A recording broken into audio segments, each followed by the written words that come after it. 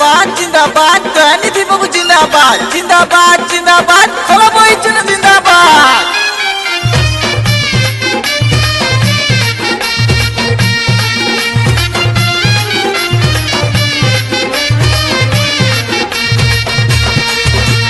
जितिला जितिला खोला बही जीती गला जितिला जितिला खोला बही जीती गला।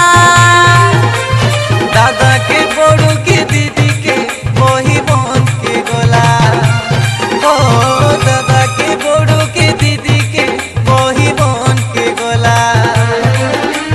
चुना पानी पंचायत विकास करिबा पाई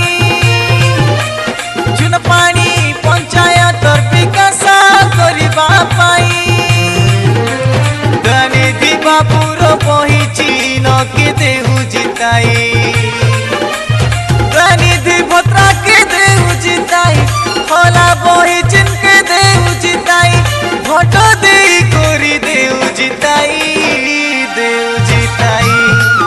एते गाए गाए आज गलानी गड़ी हमर गाड़ी एते दयानिधि भाई के देहु जिताई भोट दे करी।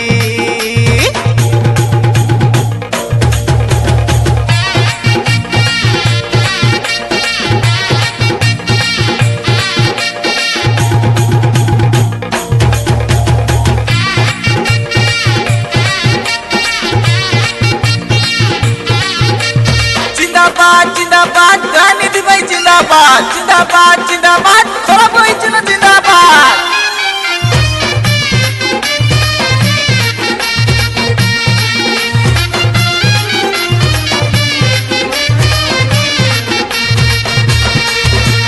पेंशन कार्ड सबुर काजे बनाई देसी पेंशन कार्ड सबुर काजे बनाई देसी।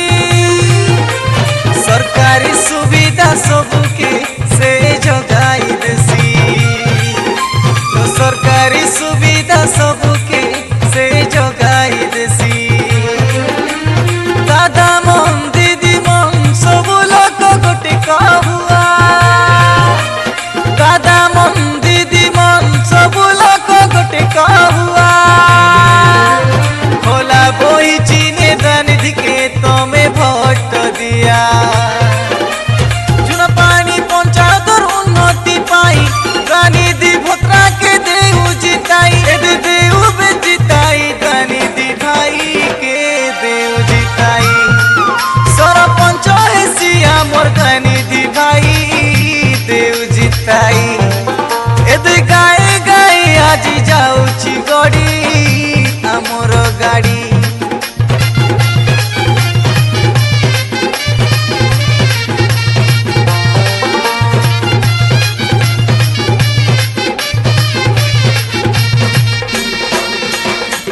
नमस्कार मोर भाई भईनी मन मुई श्री दयानिधि भोत्रा झुना पानीर उन्नति काजे मुई खोला बही चिन थाने उठली आचे मोके प्रचुर मात्रा रे भोट दे जिताइबास बोली मोर आशा एवं भरसा।